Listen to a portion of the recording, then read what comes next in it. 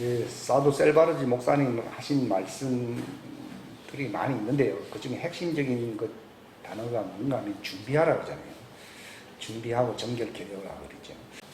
그렇게 준비된 자들을 방문한다고 되어 있거든요. 근데 그게 준비가 안 된 사람들은 통과해 버린다는 겁니다. 그러니까 예수님께서도 그 복음서에서 예루살렘아 예루살렘 울었잖아요. 마찬가지입니다. 예수님은 자기가 방문할 수 없도록 준비되지 아니한 자들을 향하여 운다 이 말입니다. 끝났다는 거예요. 그때는 그래도 마지막 재림이 남아 있었지만 이제 주님이 준비된 자들을 이제 확정을 시키는 거죠. 그게 이제 종들은 천사들의 뭘 받게 합니까? 인을 받게 하죠. 그게 이제 방문이에요. 종들에게는요. 그러니까 인을 받지 아니한 사람들은 어떻게 한다고 되어 있습니까? 황충에 저주가 온다. 이게 언제요? 다섯째 나팔을 불 때요. 그게 이제 준비하지 아니한 자들이죠. 그러니까 이것은 그냥 고통이 아니고 저주. 이 저주라고 하는 것은 어렵게 산다 그런 걸 얘기하는 게 아니고 하나님 입장에서 저주라고 하는 것은 기회가 끝났다는 것을 얘기합니다. 그게 이제 종들에게는 이제 구원받을 기회를 놓쳤다 이 말입니다. 그러니까 이분이 그 교회가 그 은의 옷을 입은 천사가 방문했다 그러잖아요. 그게 은이 뭡니까? 그게 이제 정결케 하잖아요. 은은 율법을 가르치는 거예요. 금은 복음을 얘기하고 은은 율법인데 율법은 선악을 분별하는 죄를 깨닫게 하는 법이잖아요. 그래서 이제 그런 이제 그 교회에게 이 말씀을 하시는 거예요. 하시는 것인데 준비하라고 하는 말은요. 이제 흰옷을 입으라는 얘기죠. 정결케 된다는 것은 종들에게 있어서 정결케 된다는 것은 이제 그들이 흰옷을 입고 이제 천사들로부터 인을 받는다는 것입니다. 근데 하나님의 아들들에 대해서 해당되는 말은요. 바로 이 셀바르 목사님 같은 경우가 이 하나님의 아들이요 하는 말이 그런 건지. 그 예수님이 유대 지파의 사자 그분이 왔을 때 딱 옆에 앉잖아요. 난 그런 게 제일 부러운 사람들이죠. 이게 성전이 되는 사람은요, 하나님이 그분 옆에 있는 건 아무것도 아니고 그들 안에 거한다고 돼 있고. 그게 이제 나팔절 때에 결혼식을 하러 올라가는 어린 양의 아내가 되기 위해서 휴고되는 자들의 축복을. 이게 나팔절이에요. 이게 완성을 얘기해요. 그게 몸의 구속이라고 얘기해요. 몸의 구속, 부활, 휴거. 그러니까 산처로 부활해서 하나님의 왕국을 상속받기 위해서 예수님과 결혼하잖아요. 그 약속의 동참자라고 되어 있으니까. 올라가는 그 자들의 달이 무슨 달이라고요? 나팔절. 그 나팔절에 세마포를 입은 사람들은 이게 만왕의 왕과 결혼해요. 근데 그 종들은 어린 양의 구원자를 만나기 위해서 새 예루살렘 성으로 가게 되는 거예요. 그게 이제 그 종들의 소망이지요. 그래서 제가 지난번에도 뭐 같은 말을 또 했고 되풀이 하지만 중요한 얘기인데 예수님께서 그 6월절 전에 6월절 만찬을 너희들과 함께 먹기를 바랬다 그랬어요. 이것은 우리 성찬식의 전통적인 개념하고는 차이가 있습니다. 예수님께서 이 6월절이 다가오심에 제자들을 통해서 다락방을 준비케 하면서 하시는 말씀이 내가 이 6월절 음식을 만찬을 너희들과 함께 먹기를 간절히 바랬다고 하는 말이 무슨 말인가 하면은 내가 약혼하겠다 이 말이에요. 예수님의 신부들 그때는 우리가 그때 없었지만은 그들은 하나의 대표자라고 모여 있는 거예요. 대표자라고. 이것은 이미 그리스도 안에 있었던 모든 자들이 다 거기에 동참하게 된다는 걸 얘기하는 것인데 예수님이 그 하나님의 자녀들을 향해서 행하신 큰 이런 어떤 기적이나 어떤 역사가 아니고 그분의 아내가 될 수 있도록 데려가실 수 있는 그 계약을 하는 그 약혼식을 행했다는 것이죠. 그래서 그 약혼식의 의미를 잘 모르면요, 뭐 성찬식을 하는 것이 별로 그 깊은 의미를 가질 수가 없게 됩니다. 그냥 하나의 형식적인 것이 될 수가 있습니다. 근데 종들도 그 예수님의 살과 피에 참여하는 것은요, 그들이 구원받기 위해서입니다. 그 예수님의 말씀으로서 자신이 정결케 되고, 또 예수님의 피로서, 자는 예수님의 피인데 그 피로서 자신의 죄가 용서받는다는 것이거든요. 그러니까 정결케 되고 용서받는 의식이 소위 말하는 성찬식인데, 하나님의 자녀들에게 있어서의 그 성찬식은 단순히 죄가 사함받고 용서받는 그것과는 차이가 있어요. 물론 처음에 이제 복음을 들었을 때는 그 말씀에 의해서 죄가 사해지고 예수님의 피로서 죄가 정결케 되고 예수님의 말씀으로서 내가 정결케 되고 같은 말이죠. 저들을 거룩하게 하옵소서, 말씀으로 진리로 거룩하게 된다 그랬잖아요. 정결하게 되고 죄사함 받는 것. 그게 바로 복음의 위대한 역사라고 말씀드릴 수가 있는데, 정결하게 되는 거하고 죄사함 받는 거, 이 경험은 종이나 아들들이나 다 육체 안에서 율법하에 있었기 때문에 그 일이 일어나야 되거든요. 근데 그 일이 일어났을 때에 바로 그 복음의 말씀을 깊이 깨닫는 사람들이 있습니다. 그 깊이 깨닫는 그 사람들이 바로 하나님의 아들들이에요. 구원받기 위해서 그런 경험을 하는 자들은 종들이고, 그걸 흰옷을 입는다는 표현을 쓰는데, 아들들은 처음에는 율법하에 있으니까 종들과 방불해서 정결케 되고 죄를 씻음받는 것이지만도 그 혼이 그리스도 예수님 안에 있었던 자들이었기 때문에 그 말씀을 흡입을 하는 거예요. 욥이 율법 아래에 있는 자처럼 정결하게 거룩하게 회개하면서 살았죠. 자기 아들들을 위해서도 대신 이제 중보하고 회개할 정도예요. 그런데 이제 재앙이 막 크게 임했잖아요. 임한 것은 이제 하나님의 자녀들은 정체성을 깨달아야 하는 것이 제일 중요한 거예요. 그러니까 이 나팔절은 정말 자기의 데스티니, 운명적인 부르심 하는 것이 무슨 일을 한다 그런 것보다도요, 바로 자신의 진정한 정체성을 깨닫는 거예요. 이것을 정말 깨달았다면 나팔절을 제대로 맞이한 사람들이다, 이렇게 말씀을 드릴 수가 있어요. 그러면 나팔절은 뭡니까? 결혼식입니다. 우리나라 말은 그 표현이 없어요. 웨딩입니다. 웨딩. 그러면 6월절 그 십자가는 뭡니까? 바로 예수님이 십자가 사건은 약혼식이에요. 그러면서 내 살을 받아 먹고 내 피를 받아 마시라고 그랬거든요. 그냥 뭐 교회에서 한 달에 한 번씩 한다, 그런 의미가 아닙니다. 1년에 한 번을 하든 10번을 하든 간에 하나님의 자녀들에게는요, 그 성찬식의 진정한 그 주제 핵심은 약혼식이라는 것을 확실히 아는 사람은 하나님의 아들이고, 그리고 예수님의 말씀으로 정결하게 되고 예수님의 피로서 씻어진다는 것이 예수의 이름으로 침례를 받는다는 말입니다. 그런데 종들도 그렇게 받잖아요. 그러나 종들은 구원입니다. 구원. 내가 어떻게 하면 구원을 받게, 구원이거든요. 종들은 항상 구원이라는 개념입니다. 왜냐하면 흑암 밑에 있고 그 자유를 누리지 못하고 있기 때문에 항상 구원의 개념이 강합니다. 종들은요. 근데 자녀들은 처음에는 구원의 개념이 있지만도요, 나중에 그 구원의 실체가 말씀으로 예수님의 피로서 딱 나타나게 되면요, 저것을 내가 과거에 경험했다는 것을 알게 됩니다. 그래서 그분이 나와 약혼하려고 오셨다는 것을 알게 됩니다. 그러니까 하나님의 아들들의 자녀들의 이 소위 성찬식은요, 이 약혼식을 기억하라는 거예요. 약혼식을 기억합니다. 그러니까 구원하고 그 약혼하고는 상당한 차이가 있어요.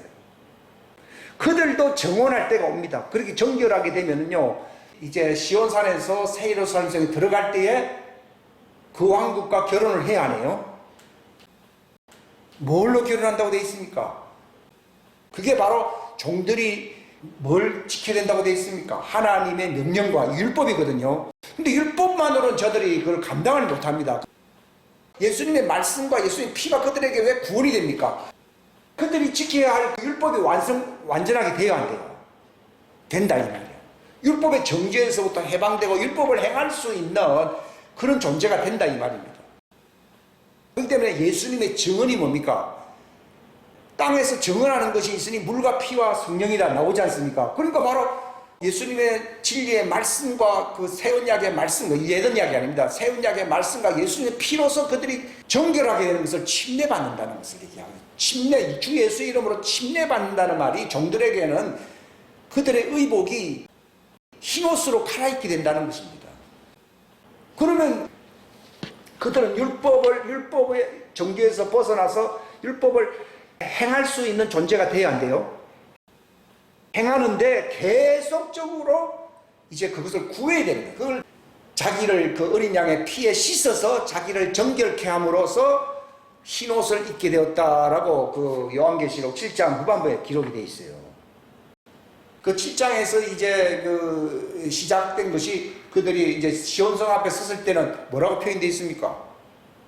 그들이 흰옷을 입고 땅에서 사람들 가운데서 구속을 받아 땅에서 구속받은 첫 열매가 됐어 안 됐어요? 된 거예요.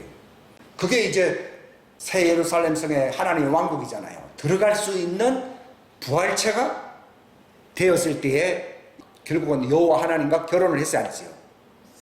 여호와 하나님 할 때는 그게 하나의 공직을 얘기하거든요. 공직.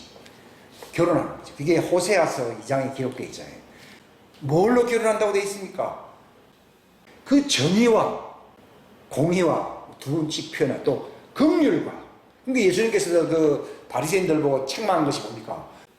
너희들이 아무리 뭐 그렇게 의식을 행하더라도 너희는 그 왕국에 들어갈 수 있는 정의와 공의와 긍휼을 버렸어 안 버렸어요? 그러니까 흰옷을 입을 수 있어요 없어요? 없습니다. 그들은 부활체가 될 수 있습니까? 없습니다. 그러니까 그들은 끝난다는 겁니다. 그게 이제 준비하는 겁니다. 종들이에요. 그러니까 주 예수 이름으로 그들은 계속 침례를 받는 거예요.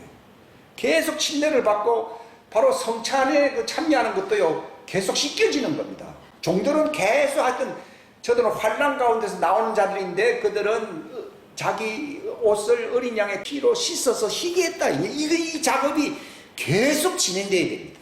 그래야면서 요한계시록 7장에서 15장으로 가야 되잖아요. 그들이 시온산 앞에 딱 섰을 때에 땅에서 구속을 받아서 그 보좌 앞에서 흠이 없는 신부가 됐어 안 됐어요? 신부의 개념이 좀 다르긴 하지만 그게 그런 나름대로 신부가 된 거예요. 그들은 결혼을 하는데 율법이 완성되는 것을 결혼하는 것이고 우리는 어린 양의 지체 몸으로서 완전케 되는 것으로서 결혼하는 것이고 차이가 있지요. 그러니까 땅에서 구속받을 수 있는 흰옷을 입고 부활체로서 이제는 새 예루살렘에 들어갈 수 있는 자격을 갖추는 것이 그 하나님과 결혼하는 것이거든. 그들 나름대로 공직으로요. 공적으로 결혼하는 시대 정의와 공의와 또 긍휼과 신실함으로 내가 하나님 옛날 개혁성경에 장가든다, 아버지가 장가든다 이런 표현을 쓰고 있어요. 거기서 아버지라는 거죠, 하나님. 예수님은 아들이고요. 거기도 정원 장가든다는 말이 있고요. 그냥 신약 성경에도 있고 요 차이를 분명하게 알아야 되는데 바로 종들에게 하나님 아버지가 공의와 정의와 신실함으로 긍휼로 정원한다 이렇게 표현을 하잖아요. 그게 그날이 어느 날입니까? 대속죄. 그들의 결혼식이에요. 베드로가 그랬잖아요. 너희가 주 예수 이름으로 침례를 받아서 정결케 되어라. 그리하면은 주께서 임하시는 때에 주께서 임하시는 그날에 너희 범법이 완전히 벗겨지죠. 죄사함을 또 받으라 해놓고서는 그날에 주 예수님이 이제 오실 때에 모든 불법이 벗겨진다. 이 말이 좀 안 맞잖아요. 제가 이게 용서는 받았다 해놓고서는 또 그날이 오는데 주 예수님을 보내신다고 그랬거든요. 그 미래형이거든요. 보내시는데 그때 너희의 불법이 완전히 끊어진다고 되어 있거든요. 그러니까 용서도 받아야 되고 불법도 정결하게 되고 이걸 제가 깨달은 거죠. 지금은 성찬식을 하고 침례식 이게 하나의 그들에게 이 성찬식이 침례예요. 침례. 우리는 침례라고 하니까 꼭 워터스, 뭐 목욕탕에 들어가는 거를 자꾸, 이게 우리 잘못된 개념인데 이거 빨리 벗어야 됩니다. 안 그러면요 말씀하고 멀어져 버립니다. 예수님도 율법아에 있을 때는 거기 들어갔어요. 그러나 지금 시대는 그런 시대가 아니고 말씀에 물러서 정결케 되고 예수님의 피로서 내가 깨끗하게 되어야 돼, 안 돼야 돼요? 그게 종들이 그렇게 흰옷을 입는 거예요. 그걸 씻는 거거든요. 그렇게 씻는 걸 계속 해야 되는 거예요. 구원을 계속 받아야 되는 거예요. 일회용 구원이라는 것은 없습니다. 종들에게 있으면 계속 정결. 왜? 그들의 혼의 체질 자체가 어두움 아래 있기 때문이에요. 근데 이 어두움에서 완전히 빛으로 완전히 새로운 존재로서 나오는 날이 언제입니까? 그게 부활의 날이거든요. 그 부활의 날이 언제입니까? 대속죄일이다. 그거 개념을 정확하게 알아야 돼요. 그들이 결혼하는 날이에요. 하나님의 아들들은 처음에는 육체 안에서 종들과 반불하다고 갈라디아서 4장에 있지 않습니까? 어릴 때는요. 그러다가 이제 주 예수의 이름으로 침례를 받는다는 말은요, 예수님의 살과 피를 얘기하는 거예요. 말씀에 물러서 정결하게 되는 것이지, 요한이 침례를 주었던 그런 요단강물이 그 사람의 죄를 사해줄 수가 없어요. 회개하라는 것입니다. 그 하나의 독려하는 것은요.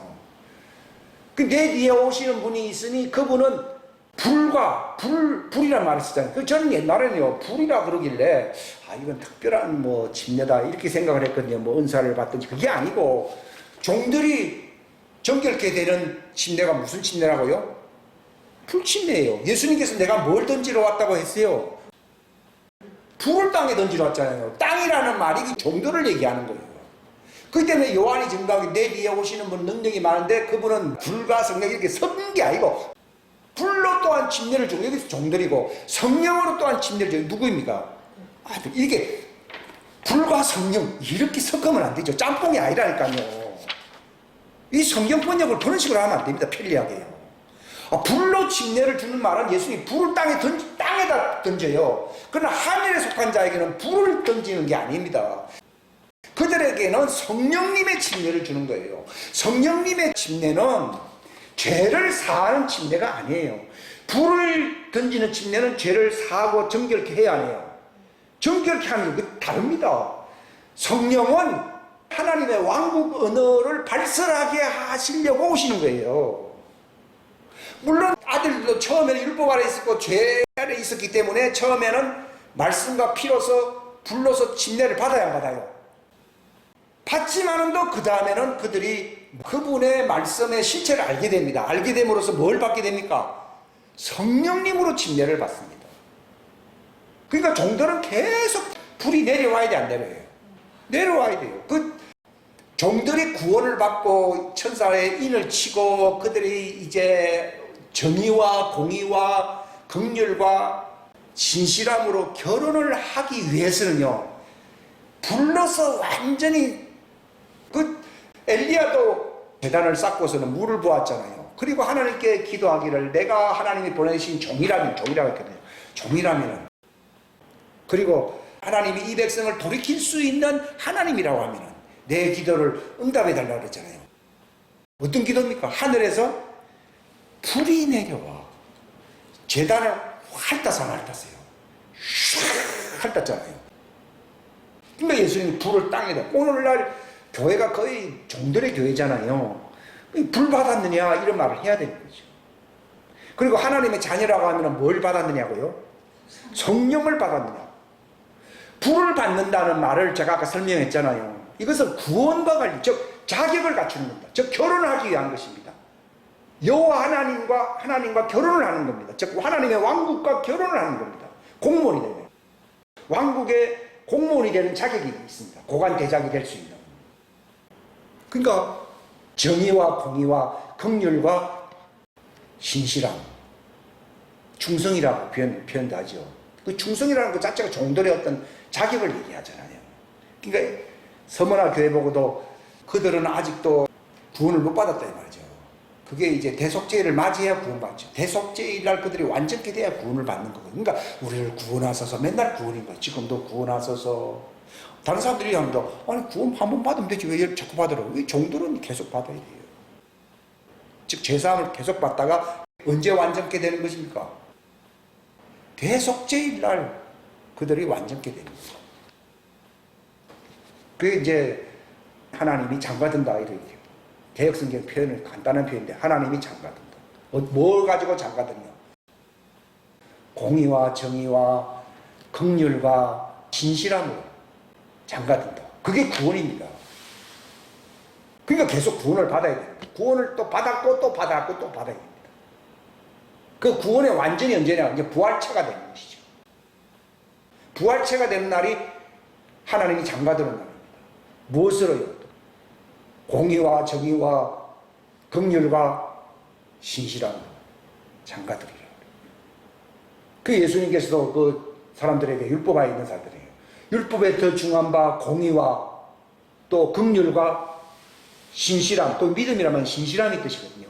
신실함. 그러니까 종들이 믿는다는 말은 뜻은요, 신실하게 산다는 것입니다. 그 말씀을 신실하게 붙들고서 내가 이제 정결하게 된다 하는 그런 의미입니다. 종들에게. 그러니까 예수님이 요한복음 6장에 너희들이 나를 찾는 것은 먹고 배부른 거다. 종들은 본래 그런 걸 좋아합니다. 먹고 배부르고 이런 거 좋아합니다.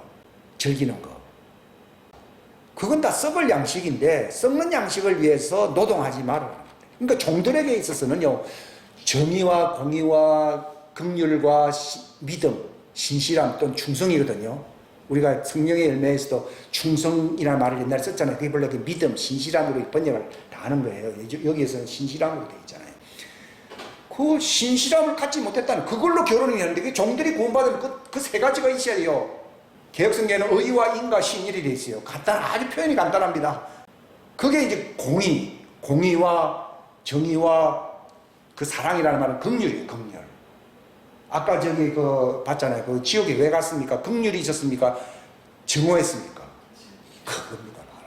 딱 보면 율법의 중요한 바가 첫 번째 신실함도 있고 공의도 있었잖아요. 근데 뭐가 없었어요? 그러니까 종들은요, 참 약점이 뭔가 하면 공의에 대해서 또 열심을 낼 수 있는데요, 남을 불쌍히 여기지 않는다. 이게 자기가 잘났다고 하거든요. 남을 판단하잖아요. 판단이 지나치면 미워하게 되거든요. 그럼 정오하게 되는 거예요. 그러니까 아까 이 훌륭한 이분도 그 은사도 있었다고 그랬잖아요. 근데 공의도 있고 착하게 산다 이 말이에요. 공의도 있고 또 신실하잖아요. 직분도 행하고. 그런데 왜 지옥 갔습니까? 용서하지 않는 거예요. 긍휼은 뭐 하는 거예요? 용서해야죠. 그것도 진심으로 해야 됩니다. 그러니까 종들이 구원받는 자격이 세 가지인데 한 가지 비비했잖아요. 공의가 아예 없으면 불법이에요. 불법 아니에요. 그건 불법이고. 그게 꽉 찼습니다. 많은 종들이, 많은 사람들이 내게 온다고 하잖아요. 내가 주의 이름으로 권능을 행하고 뭐 선지자 노릇을 하고 뭐 가르치고 했다 그러는데 예수님이 했습니까? 불법자로. 이 심각한 문제입니다. 아까 그 분이 지옥 체험을 했다. 이거 그냥 돌아가는 문제가 아니에요. 저 사람은요, 다른 누가 봐도 저 사람이 구원 안 받으면 누가 구원 받겠느냐 알 수 있는 사람들입니다.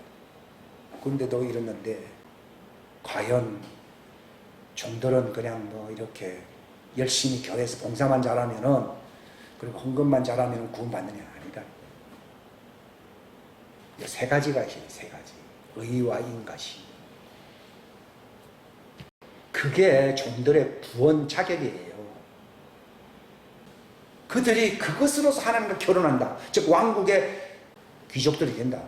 그 말입니다. 왕국과 결혼한다는 뜻입니다. 왜냐하면 왕국과 권세와 영광은 아버지 것이 되어 있거든요. 그 왕국을 지탱하려고 그러면 공직자들이 있어야 되겠어요. 그게 제사장 민족이거든요.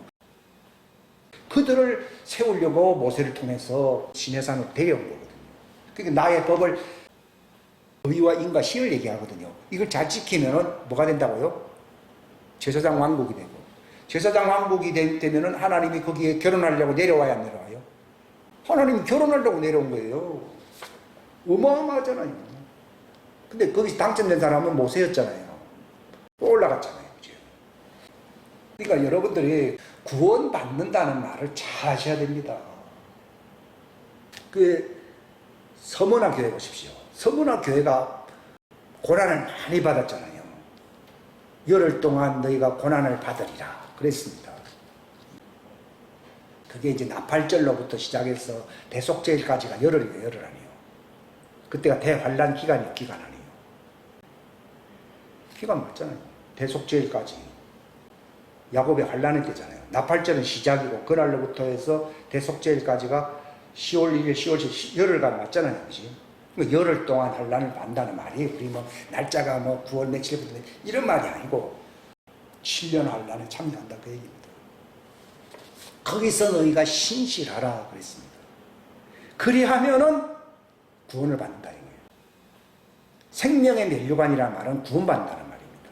근데 하나님의 자녀들은 생명의 면류관을 주는 게 아니고 의의 면류관 이런 말을 쓰는 거죠. 의란 말이 이제 부활이를 이미 구원이 완성돼서 완성 안 됐어요.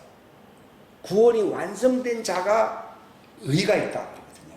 그건 하나님의 의를 얘기하는데 그게 세마포 옷을 입었는데 그 세마포 옷이 뭐라고 돼 있어요? 성도들의 의, 착한 거는 개혁성 다 잘못된 거고 바로 그들이 부활로서 완성된 의를 갖고 있다 이 말이에요. 근데 예수님께서도 의에 대하여라 하면은 뭐라고 말했습니까? 율법 아래에 있는 자들에게 의라고 하는 것은 공의와 정의 이런 하나의 법을 얘기하는 것입니다. 근데 이 하나님의 자녀들에게 있어서 신부의 자격을 갖춘 데는 법의 의가 아니고 믿음의 의인데 그 믿음의 의는 뭐라고 돼 있어요? 부활체가 되는 거예요. 그 부활체가 예수님이 오시니까 부활체가 됩니까? 육체 안에서 되어야 됩니까? 육체 안에서 돼버려요. 그게 바로 뭘 입은 거예요?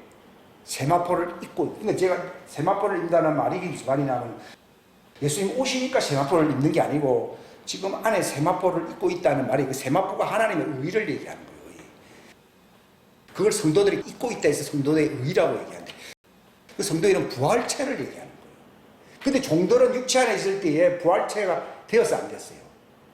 안 되죠. 그들은 흑암 밑에 계속 있기 때문에 일곱 귀신이 자꾸 들어오려고 그러거든요. 그렇기 때문에 주 예수여 나를 구원하소서 그러고 일곱 귀신, 어두우면 일곱 귀신이 들어오거든요. 이게 처음에는 정결기인가 그렇잖아요. 집이 청소되었죠. 처음에는 예수님의 말씀이 들어오고 해서 정결게 됐는데 계속적으로 씻는 게 아니니까 그 집이 비어있어 안 비어있어요? 비어있으니까 일곱 귀신이 들어간다는 말이 이 세대 사람 바로 이 종들에게 해당하는 거라고 예수님 직접 말했잖아요. 마태복음 10장 45절이에요. 이거 차등히 분별해야 됩니다. 그러니까 종들이 계속 안 하잖아요. 그러면 집이 빈집이 되어가지고 바로 일곱 귀신이 들어가 버려요. 그러면 처음에 좀 뭐 나아진 것 같았다가 그 타락한 종들이 그 쭉정이잖아요. 이거 쭉정이가 된다 이거. 강한 귀신 일곱을 데리고 들어간다는 말이 알곡이 뭐가 된다고요? 죽증이 된다 그 얘기입니다. 그게. 그러니까 왜 계속 구원을 받아야 된다 그럽니까? 쭉정이가 될 수 있기 때문이에요. 항상 쭉정이 위협이 있어요. 빈집으로 내버려 두면은요. 근데 내보면 구원파 하면서 나는 구원 받았다 이래버리면은 빈집 돼야 돼요. 폐허가 돼버린 거 빈집 되면 그러면 악한 귀신 일곱이 들어오면 그럼 쭉정이 돼버리는 거예요. 이게. 난 구원받았다 하면은 그들은 뭘 하려고 노력을 안 합니까? 예수님이 믿으려고 신실함으로 믿으려고 노력을 하라는 거예요. 그게 종들의 믿음이에요. 우리가 어떤 노동을 해야 구원을 받겠습니까? 영생에 이르는 양식을 먹을 수 있겠습니까? 하니까 예수님이 뭐라 했습니까? 신실함의 믿음을 가지려고 노동하라 이런 거잖아요. 그 저는 옛날에는 이거 신앙생활에는 노동을 해야 된다. 믿음이 노동이라고 그러면은 은혜로 구원받는다는 말하고 이게 모순인데 나는 이 설교를 못하겠더라고요. 그런데 에베소서에 보면은 그게 하나님의 아들들에게 주는 책이거든요. 에베소서는. 그러니까 우리가 다 믿음으로 은혜에 의해서 구원을 받았다고 돼 있잖아요. 그리고 속죄를 받았다고 돼 있고 이미 상속을 받았다 이렇게 나와 있고 이미 성령님의 인을 쳤기 때문에 이게 종과 아들의 그 차이인데요. 여러분 하나님의 아들이면요 이 말씀에 대해서 굉장히 관심이 많아야 돼요. 왜냐하면 아들의 존재 정체성이 뭡니까? 가르치는 거거든요.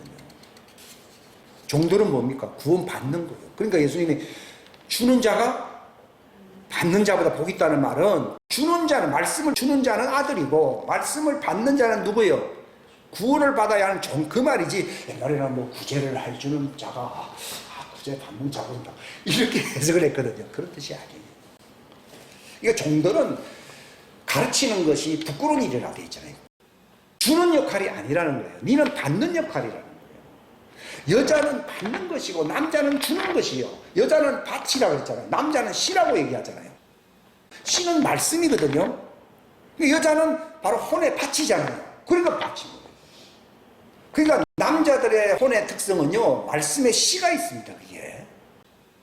그러니까 말씀의 씨에 대해서 굉장히 관심이 많고요. 적당한 게 아니라 정확하게 분별을 하려고 하죠. 그 특성이 그렇습니다. 남자들은 바로 이 하나님의 말씀을 어떻게 하면 주느냐. 그러니까 새 방언을 말하는 사람은 아들입니다. 그건 분명한 겁니다. 그 새 방언이 뭡니까? 천국의 복음을 전해줘 가지고서 그들의 죄가 씻어지고 예수님의 피로서 용서를 받게 한다 이 말입니다. 그게 이제 데스티니, 아까 얘기 운명적인 부르심이 그거라 그러면 남자입니다. 그러나 그렇지 않고 용서받고 계속 준비를 해야 되고 믿으려고 진실함을 가지려고 노력을 해야 되고 하나님의 명령과 예수의 증언을 가지려고 싸워야 안 싸워요? 막 싸운다는 말은 투쟁한다는 얘기는, 그렇게 하면은 그 여자예요, 여자. 그 여자들이 광야로 도망가서 그렇게 한다 그랬잖아요. 근데 지금 교회는 그런 거 안 하니까 다 버림받잖아요. 쭉정이가 되잖아요. 그거 안 하면은. 그러니까 여자는 그 두 가지 안 하면 다 버림받아요.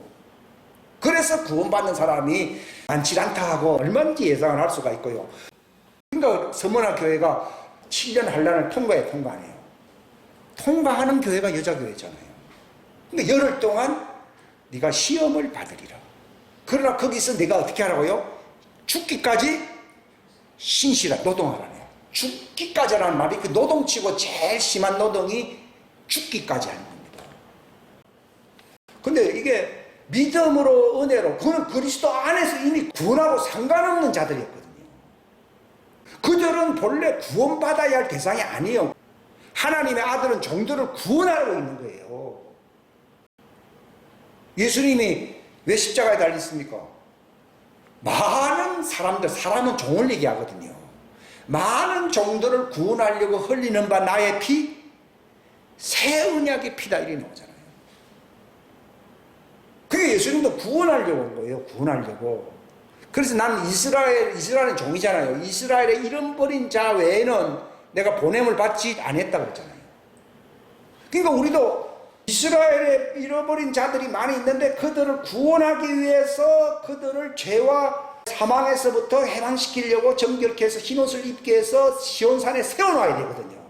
근데 그들이 이제 적그리스도의 지배를 받게 되면은 다 변절하게 돼 있어요. 그러니까 그 위험성이기 때문에 곡간으로 그를 데리고 가서 그들을 대환란 동안 그들이 자기를 씻어서 흰옷을 입어 마침내 시온산에 설 수 있도록 준비시키는 자가 하나님의 아들이에요. 아들들이요, 내가 믿으니까 나는 가만히 있어. 그건 아들 아닙니다. 예수님이 종들은 노동하지 말아라, 안식일을 지키라 이렇게 있잖아요. 너희는 받기만 하라 그 말이거든요. 근데 예수님은 안식일 날 가만히 있었습니까? 노동했습니까?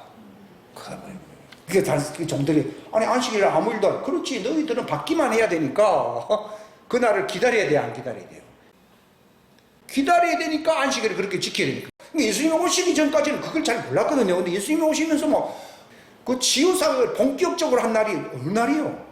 안식일이에요. 근데 예수님이 뭐라 그랬습니까? 아버지가 안식하지 않고 노동하시니 나도 노동한다 그러잖아요. 이야, 이 말 한마디로 끝난 거예요. 그러니까 하나님의 아들은 자신의 구원을 위해서 노동하는 게 아니라 종들을 인도하기 위해서 노동을 해야 돼요, 안 해야 돼요? 그 얘기입니다. 그 뜻입니다. 근데 우리가 이게 막 흔들어져 있어요. 이게 이제 정체성을 알게 되면은 이게 아니다. 그러니까 우리는 종들을 시온산성의 여자의 부활체로서 정의와 공의와 긍휼과 신실함으로 하나님이 장가들 수 있는 존재로 세워놓기 위해서 중보를 해야 돼, 안 해야 돼요? 나를 위해서 중보하는 게 아니라 종들을 위해서 중보하는 거예요. 그러니까 자기가 중보사역, 종들을 위한 중보사역을 하고 있으면 나팔절을 맞이해야 할 남자 부활체 신부입니다. 그러나 종들은 계속 정결케 되어야 되고 계속 정결케 되어야 되고 마침내 우리를 구원하소서 호산나 부르면서 바로가바 벳셈 아도나이, 그게 바로 대속죄일날 주님이 온다 이 말이 주의 이름 오시잖아요. 그날 어떻게 하라고요? 호산나 우리를 구원하소서. 그 구원 그동안 못 받았다는 얘기잖아요. 그러나 주 예수님이 임하실 때에 너희 불법에서 완전하게 끊어지 안 끊어져요? 그게 구속을 받는 거예요. 종들은 그 마지막 대속죄일날 구속을 받아요. 근데 하나님의 자녀는 성령님 안에서 이미 구속을 받았어요, 안 받았어요? 받음으로 상속도 받고 다 받았다고 돼 있잖아요. 다 받았는데 뭐 하려고 있느냐? 이게 이제 종들이 아직 구속을 못 받았고 그들이 구속받는다는 말이 결혼이거든요, 그들에게. 우리는 이 땅에서 구속을 받기 때문에 이 땅에서 신부가 되잖아요. 그러나 그들은 이 땅에서 구속을 못 받고 있기 때문에 신부가 못 되고 있는 것이에요. 그들은 이제 주 예수가 벳셈 아도나이 내려올 때에 호산나 구원하소서, 그들의 불법에서 그들을 완전히 깨끗하게 하잖아요. 그때 하나님이 장가든다. 이건 정말 개념이 대속죄일과 지금 나팔절 얘기를 하고 있는 거예요, 지금. 이거 한 가지만 얘기할 수 없어요. 서로 연결해서 알아야 됩니다. 아니면 혼동이 오기 때문에. 이걸 확실하게 알아야 됩니다. 이 자기 정체성이거든요, 이게. 그러니까 어렸을 때는 종처럼 산다는 말은요, 뭐 받는 거 좋아하고 다른 사람이 나를 위해서 이런 걸 좋아하잖아요. 근데 딱 예수님이 성령 받고 난 뒤부터는 이제 공사역이 시작이 되잖아요. 그런 것처럼 7년 환란 가운데서 전 3년 동안은 이제 두 증인이 나타나는데 그 봉사할 수 있는 자들이 나타난다 이 말입니다. 곳간을 마련하고 또 그들을 이제 정결케 하고 깨끗하게 하는 이 말씀을 전하는 사역이거든요. 그리고 종들 중에서는 이미 모세나 엘리야와 같은 영을 가진 사람들이 있거든요. 그들은 이미 너무나도 잘 알기 때문에 종들은 종들의 사정을 잘 알잖아요. 아버지는 가정을 돌본다는 의미에서는 비슷할지는 몰라도 어머니 역할하고는 좀 차이가 있거든요. 그런 것처럼 이 종들의 역할과 그 아들의 역할의 차이가 있습니다. 그래서 하나님이 두 증인을 세우는 거예요. 아들과 종. 아들은 목표를 향하여 나가게끔 하는 것이고 종은 율법과 선지자로서 그들을 깨우치 않게 해줘요. 그러니까 율법과 선지자들을 그리 정의와 공의와 이 신실함으로 결혼할 수 있는 자격을 갖추게 하는 그런 일을 하는 사람은 제사장들과 종들이라고 볼 수 있어요. 선지자들. 그게 여자의 역할입니다. 이게 율법과 선지자는 침례 요한 때까지요. 그래서 침례자 요한은 여자에게서 난 자라는 말이 율법 하에서 난 자, 하에 있는 자는 가장 큰 자라죠. 그러니까 율법 하에 있는 침례자 요한이 한 일이 뭡니까? 회개케 해서 그들이 죽정이가 되지 아니하고 알곡이 되어서 그들이 이제 시온산에 들어가게끔 해야 하네요. 그 하나님의 왕국이 가까이 왔다는 말이 시온산으로 들어가야 가까이 오잖아요. 그죠? 그 일을 하는 자가 여자 증인이에요. 남자 증인은 곡간을 준비를 시켜야 돼요. 그래서 세상 임금의 머리가 되어야 한대요. 되어가지고서 그들을 보호해줘야 되거든요. 다니엘이 남자이기 때문에 자기 동료 친구 세 사람 친구 종을 보호해줘서 안 보호해줬어요. 보호해주는 그게 남자가 두 증인을 얘기하고 있어요. 항상 다니엘도 남자고 그다음 세 친구는 여자잖아요. 그들은 풀무불 속에 들어가서 안 들어가세요. 그게 7년 환란 속에 들어간다는 걸 보여주는 거예요.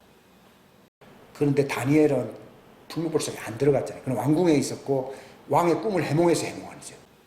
해몽하면서 세상 임금의 머리가 됐어요, 안 됐어요? 됐잖아요. 바로 하나님의 왕국에서 증인으로서의 남자는 곡간을 예배하고 경제권을 쥐고 있는 거예요. 그래야 종들을 먹일 수가 있거든요. 예, 요셉의 형님들이 왜 요셉을 왜 따릅니까? 경제권과 통치권을 다 갖고 있어요, 안 갖고 있어요? 다 갖고 있으니까 우리는 당신의 뭐라고요? 종입니다 그러잖아요.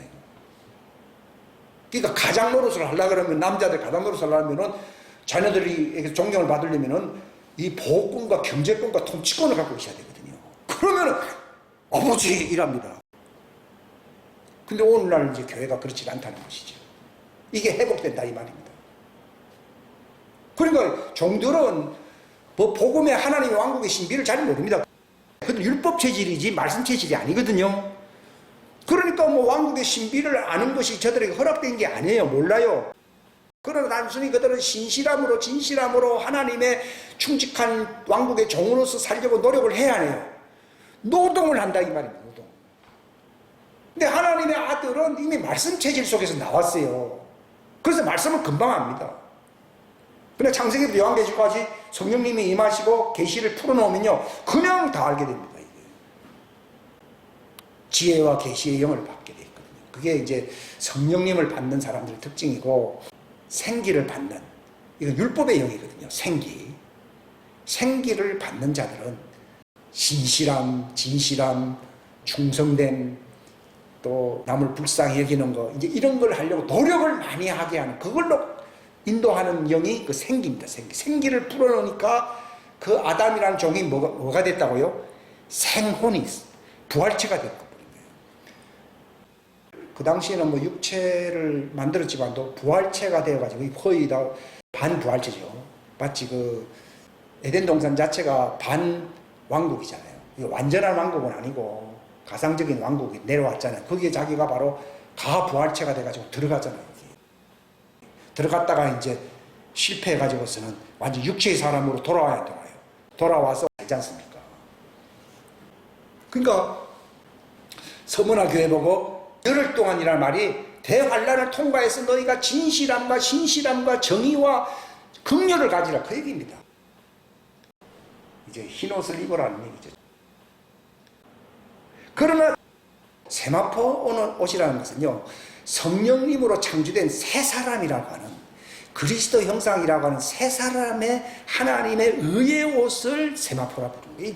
세마포도 하나의 그냥 상징적인 표현이지 이게 새 언어로 이게 하나님 왕국 언어로 번역을 해야 됩니다.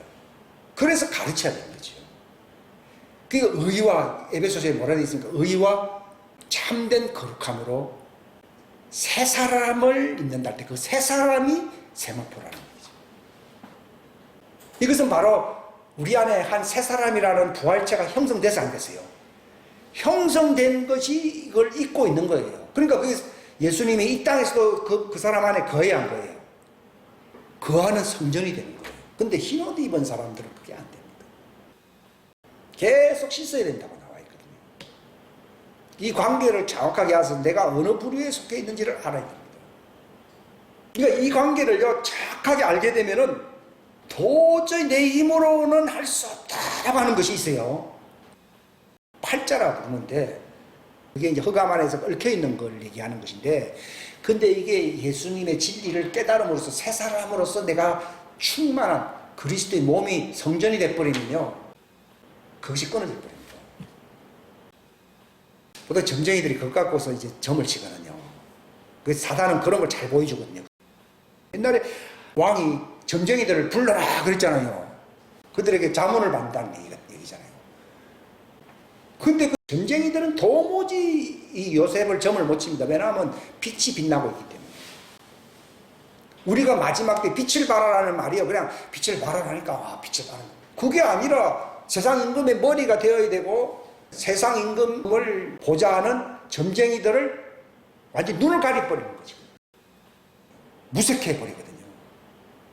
왜냐하면 그들이 해와 같은 존재거든요.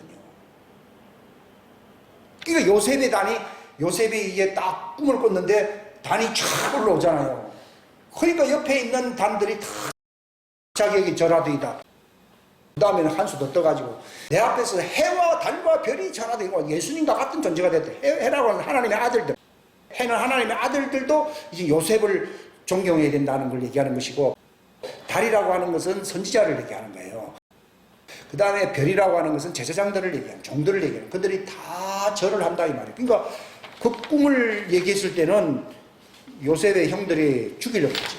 근데 나중에 이제 요셉이 총리가 되어가지고 이제 요셉이 옛날에 자기를 죽이려고 한 그 죄값을 이제 치르지 않겠느냐 달달달 떨고 있는데 아버지가 자기 형들에게 얘기했어요. 너희들이 죄를 지었지만은 아버지가 너희들에게 말을 하는데 요셉에게 가서 우리가 과거에 했던 죄를 용서해달라고 구해라 하고 아버지가 돌아가신 거예요. 그 아버지가 막상 돌아가니까 겁이 날 거 아니에요. 그러니까 가서 요셉 보고 당신의 아버지가, 아버지 백을 얘기하는 거죠. 아버지가 말하기를 너희 형님들이 바로 당신에게 범한 죄를 이제 용서해 주라고, 요셉에게 용서해 주라고 얘기했나이다 하니까 요셉이 그러면 그렇지 하면서 이제 다 무게를 잡은 게 아니라 눈물을 흘려서 흘렸어요.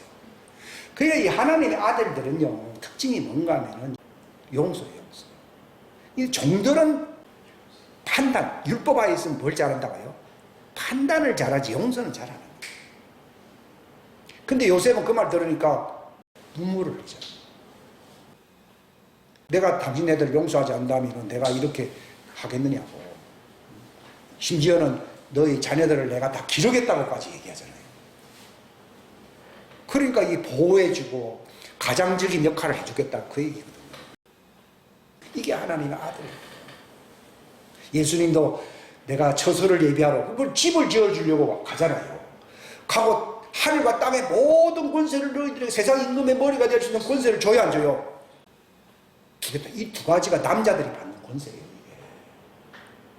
거처를 만들고 종들을 위한 거처는 아들들이 만들어요. 아들들의 거처는 예수님이 만들고. 근데 예수님이 갖고 있는 이 하늘과 땅의 모든 권세를 자기 아들들에게, 제자들에게 준다고 그랬잖아요. 이것 가지고서 세상에 있는 종들을 구원하네요. 구원하려고 권세를 준 것이지 그걸 뭐 누리려고 한다 그러면 그것도 종인데, 종들은 원래 권세를 사용하기를 좋아합니다. 근데 아들들은 보호해 주려고, 구원하려고 그 권세를 사용하는 자는, 그게 이제 심령이 교만한 겁니까? 온유한 것입니까?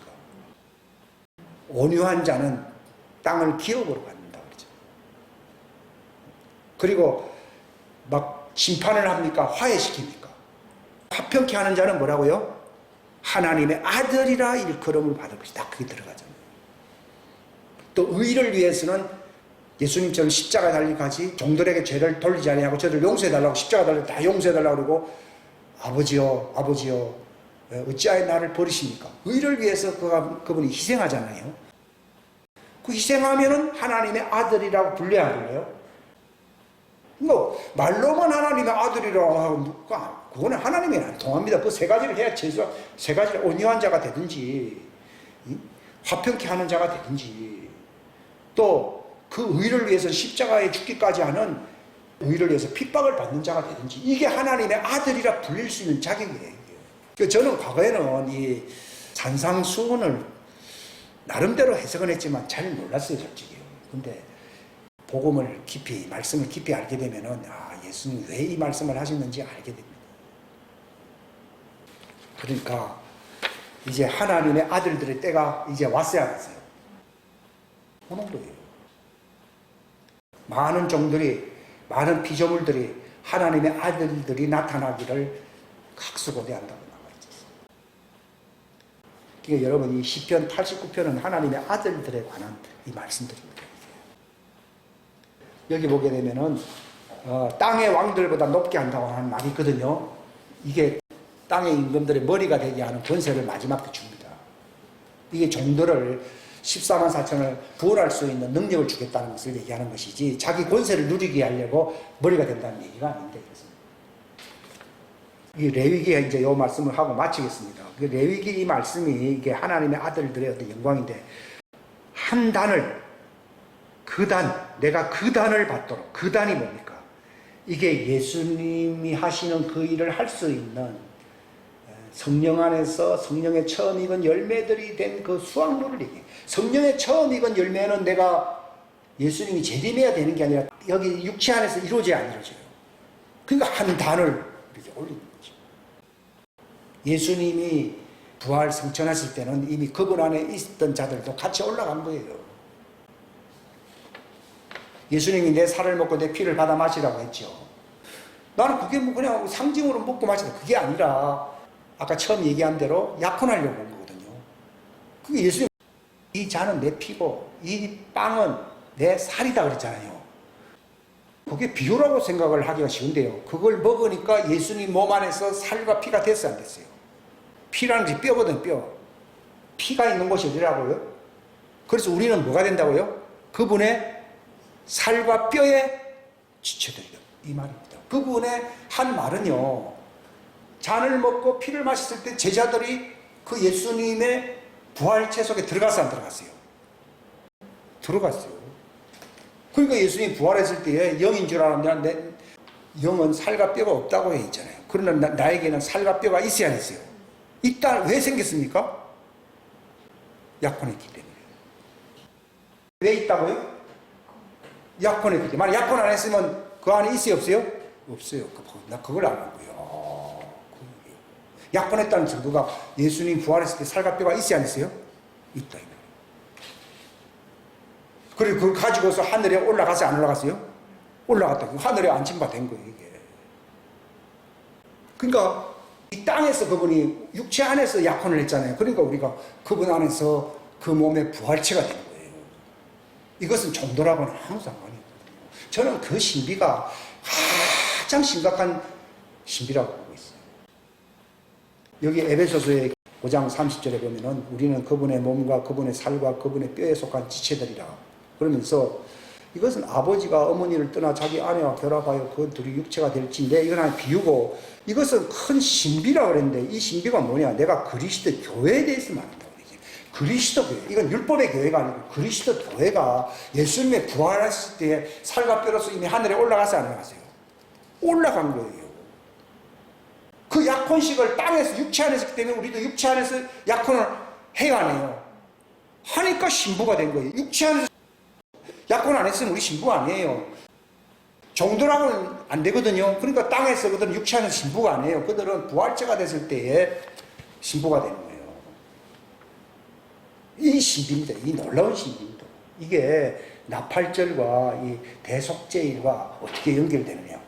그래서 대속죄일이 지나가고 이제 그들에게 안식이 찾아오는 날이 어떤 날입니까? 천년왕국을 상징하는 초막절이잖아요. 초막절에 그들이 뭘 흔든다고 되어 있습니까? 좋은 나무, 좋은 나무가 뭡니까? 하나님의 아들. 종려나무는 누굽니까? 종들. 이거 두 개를 흔듭니다. 또 다시 또 한번 강조하려고 하나 더 얘기하거든. 또 뭘 흔든다고 되어 있습니까? 첫째 날에는 너희가 좋은 나무, 이건 하나님의 아들이에요. 좋은 씨는 하나님의 아들이라고 되어 있어요. 그 다음 종려나무는 그 14만 4천이 흰옷을 입고 나오면서 손에 뭘 가지고 있다고 그랬어요? 종려나무 가지를 가지고 흔들었다고 되어 있잖아요. 그게 하나님의 종들을 얘기하는 거예요. 좋은 나무 가지는 누구라고요? 하나님의 아들. 종려나무 가지는 누구라고요? 하나님의 종들. 그 다음에 무성한 나무 가지는 누구예요? 요셉의 후예들이죠. 요셉은 무성한 나무 가지라고 옛날 개혁성경에 그렇게 표현되어 있어요. 무성한 나무 가지는 요셉의 가지를 얘기하는 거예요. 그 다음에 신의 버들은 바람에 흔들리지 않아요. 너희는 흔들리는 갈대들이 아니에요. 종들은 갈대들이거든요. 이 종들을 얘기하는 거예요. 그것 가지고서 흔든다는 말, 그 두 증인들이 천연왕국에는 왕노릇 해야 아니에요. 왕노릇 한다는 것을 초막절 때 왼쪽은 종려나무, 오른쪽에는 좋은 나무. 좋은 나무가 뭡니까? 요새는 무성한 나무가지.